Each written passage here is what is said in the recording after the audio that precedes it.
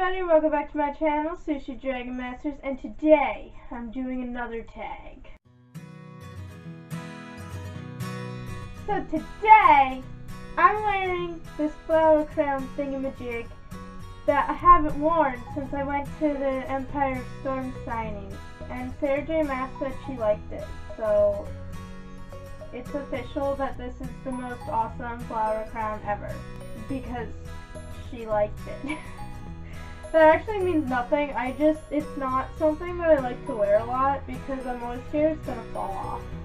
Now, other than talking about my flower crown, I'm going to do the New York Times by the book tag, which is a tag that I've been wanting to do for a while, but then I got tagged by Kathleen over at For the Love of Books. I forgot a channel name for a second there.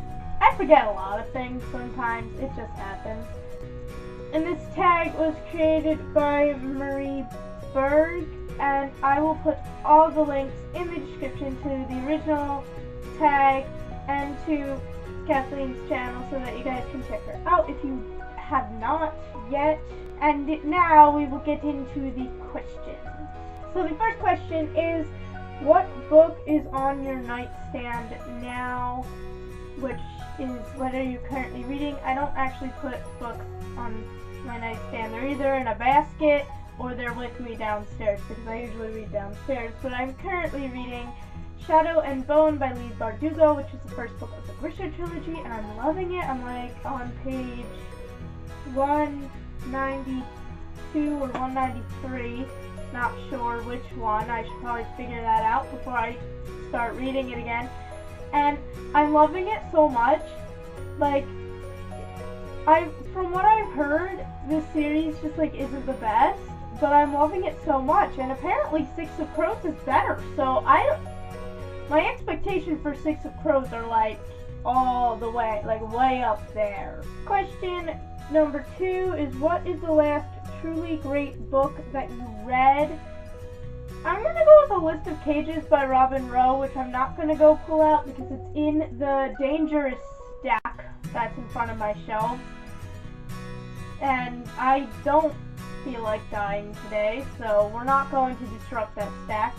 It's something that I didn't think I was really gonna like, but then I ended up loving it, and it's really awesome, and I recommend that book. It's cool. Question 3 is, if you could meet any writers that are alive, who would it be and what would you want to know? I think I'm gonna go with Rick Riordan because he's my favorite author, and I don't know what I'd want to know, like if I'd want to know anything specific. Maybe I just want to know that Percy Jackson survives all his books, because I don't want Percy to die. Question 4 is, what books might we be surprised to find on your shelves? And it's technically not on my shelf. It's in the mysterious basket over here, but I'll grab it. There's 2 of them. There is this one, and there is this one that's getting off the frame. But these are kids' books in foreign languages. I've started a collection of these things. This one is German, and this one I believe is Hungarian. So I cannot read either of them. Question 5 is, how do you organize your personal library? It is organized alphabetically by author last name and in publication order, unless the author has more than one series going at once. Then I organize it by the series. But like, I organize the series chronologically, so like with my Sarah J. Maas books, I have the Assassin's Blade at the front, and then Throne of Glass to Empire of Storms, and like my Rick Riordan ones, I have it in order of Percy Jackson, Heroes of Olympus, Trials of Apollo, Kane Chronicles, and Magnus Chase, because that's just the random order I decided on. Question 6 is, what book have you always meant to read and haven't gotten around to yet? Anything you feel embarrassed never to have read? This question is kind of hard, because, like, there's a lot of books that, like, I feel like everybody has read, like Harry Potter, but I don't necessarily have the desire to read it at this moment, and I'm not going to, like, just read it because everybody else has, and then end up hating it because I forced myself through it. And then there's, like, the Mortal Instruments, which everyone has read, and I haven't, and, like, sometimes I think about reading it, but at the same time,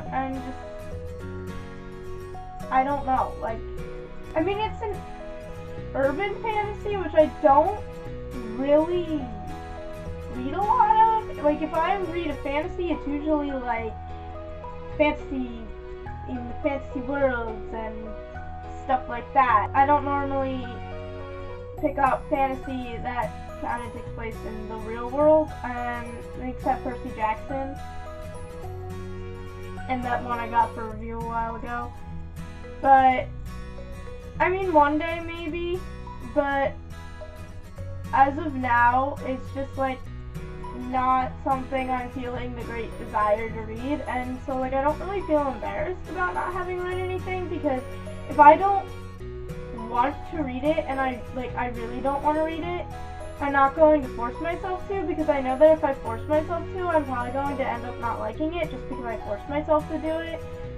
So I usually wait to read something until I really want to read it. Question 7 is disappointing, overrated, just not good. What book did you feel you were supposed to like but didn't? And do you remember the last book you put down without finishing? A book I felt like I was supposed to like but didn't. I kind of want to pick Red Queen for this one. Not that I didn't like it. I thought it was cool, but just I felt like I was supposed to like it more than I did, if that makes sense. I felt like I was supposed to like Shatter Me, and I didn't. I mean, I can honestly see why other people like it, it's just, I didn't. Although the last book I put down without finishing was Allegiant, because I was listening to the audiobook, and the audiobook was terrible.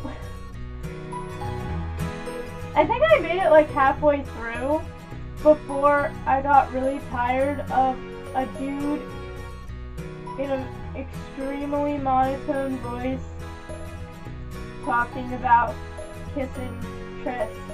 I don't think I can ever look at the book the same way again after that.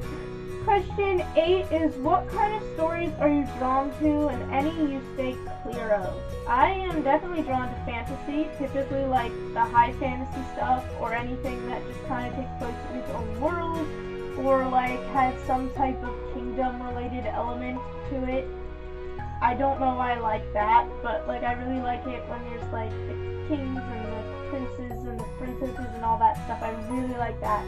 I also really like contemporary romances because they're fun and cute and quick, and I definitely steer clear of like horror and suspense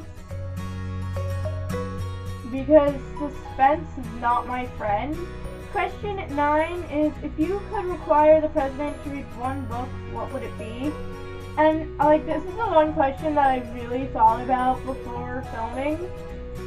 And I came to the conclusion that I don't want to pick a book, I'm picking a documentary. I mean, I'm sure there's books on this subject too, I just don't know of any. But there's just this documentary that was called GMO OMG.